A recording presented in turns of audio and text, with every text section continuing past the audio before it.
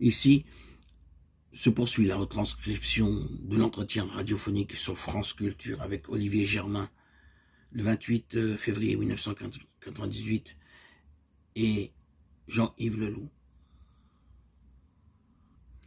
Dans votre cas, il ne s'agit pas de convertir celui qui est en train de mourir, mais qui ne serait pas chrétien, puisque ce que vous essayez, si j'ai bien compris, c'est de faire en sorte qu'une certaine présence spirituelle s'ouvre en lui, et vous la remplissez ni d'un dogme, ni d'une croyance précise.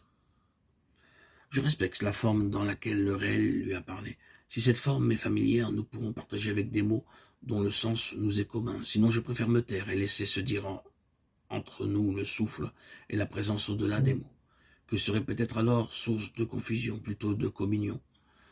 Je pense à un grand éditeur parisien qui me disait qu'il allait bientôt mourir en ajoutant « Je ne crois pas en Dieu, mais je le prie tous les jours ». C'est-à-dire, je ne crois pas en une représentation de Dieu, à ce que l'on m'a appris, et pourtant il y a là une réalité avec laquelle je cherche à me relier. C'est ce « je le prie tous les jours » qui m'intéresse. Que l'on croit ou que l'on ne croit pas, que l'on ait une représentation ou pas, l'important est de chercher ce lien par lequel nous sommes reliés avec ce qui en nous est plus grand que nous, plus intelligent que nous, plus aimant que nous, plus vivant que nous. Une des questions fondamentales qui se pose à tous les croyants, même d'ailleurs à ceux qui ne croient pas aujourd'hui, c'est le dialogue des religions, dans la mesure où l'homme croyant a pu pendant une certaine époque vivre en étant persuadé que sa religion seulement détenait la vérité.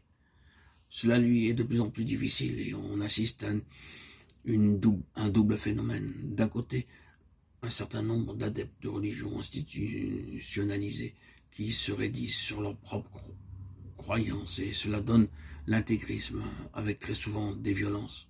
Et de l'autre côté, on a envie de faire une sorte de salade russe un peu facile en mettant un peu de sel, un peu de danse soufie, et puis on va mettre un peu de sel de Saint Thomas pour en faire quelque chose qui en fin de compte n'a pas tellement de consistance. Bon, je crois que vous symbolisez justement une voie de réconciliation des différentes traditions, mais néanmoins s'inscrit de manière très rigoureuse dans une tradition. Pour moi, il s'agit de tenir dans un même mouvement l'enracinement, dans une tradition et l'ouverture aux autres. C'est la santé même de l'arbre. Plus il monte vers la lumière, plus il s'enracine profondément dans la terre et dans la matière. Un arbre qui manquerait d'ouverture se scléroserait et se dessécherait. Un arbre qui voudrait seulement monter dans les hauteurs sans avoir de solides et profondes racines risquerait fort de conduire dans ces impasses que vous évoquez, que sont le syncrétisme ou le sectarisme.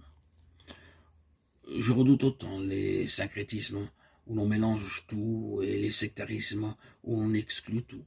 Ni exclure ni mélanger. C'est l'axe même de ma foi et de la foi chrétienne. Ni confusion, ni séparation, ni syncrétisme, ni sectarisme, mais l'enracinement et l'ouverture. Tel que vous le présentez, c'est très bien, et effectivement, on a envie d'adhérer à cela. Ceci dit, ce n'est pas facile pour un chrétien d'admettre qu'il y a une vérité profonde dans le livre des morts tibétains. Ce n'est pas non plus facile, par exemple, pour un catholique d'admettre qu'un évangile qui a été occulté par l'Église, comme l'évangile de Thomas ou l'évangile de Marie Madeleine, sont porteurs de paroles d'origine divine. Et ce n'est pas facile non plus pour un chrétien de considérer qu'un maître soufi dit la vérité. Il n'y a pas d'autre réalité que la réalité. Saint Augustin disait que dans l'Église, beaucoup de personnes portent l'étiquette chrétien ou catholique, alors que leur comportement n'incarne nullement les qualités que le Christ a lui-même incarnées. Il y a des personnes qui ne sont pas de tradition chrétienne, mais qui, dans leur vie, manifestent ces qualités d'intelligence, de patience et d'amour que le Christ a manifestées. Être ou ne pas être dans le corps de Christ n'est pas une question d'étiquette, mais de comportement. Lorsque je demandais au Dalai Lama quelle est pour vous la meilleure religion, je pensais qu'il allait me répondre le bouddhisme. Il répondit, la meilleure religion, c'est celle qui vous rend meilleur. Ce n'est pas que subjectif. Il s'agit d'aller vraiment au bout de son sillon, de creuser son puits jusqu'au fond. C'est au fond du puits qu'est la source commune. À chacun de creuser son puits, sans comparer ses margelles à celles d'autrui. L'important, c'est qu'une source réponde à notre soif. Et quand on a vraiment soif, nous reste-t-il beaucoup de temps pour épiloguer sur les couleurs de la cruche ?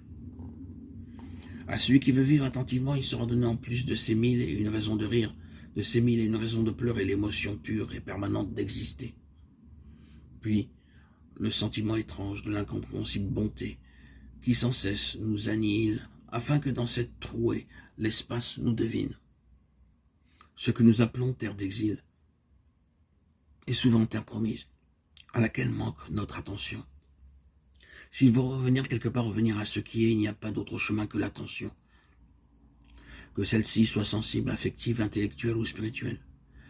Les biens les plus précieux ne doivent pas être cherchés mais attendus. C'est de la qualité de notre attente ou encore de notre désir que naît la qualité de notre attention. L'attention est alors un autre nom pour l'amour, quand celui-ci ne se contente pas d'émotions ou de bonne volonté, mais devient l'exercice quotidien d'une rencontre avec ce qui est, avec ce que nous sommes. À travers les labyrinthes de nos préoccupations, il faudra garder un fil d'heureuse vigilance. Sans cette vigilance, comment pourrions-nous reconnaître la présence une sous ses formes multiples et goûter la saveur? Comment pourrions-nous prendre soin de l'être?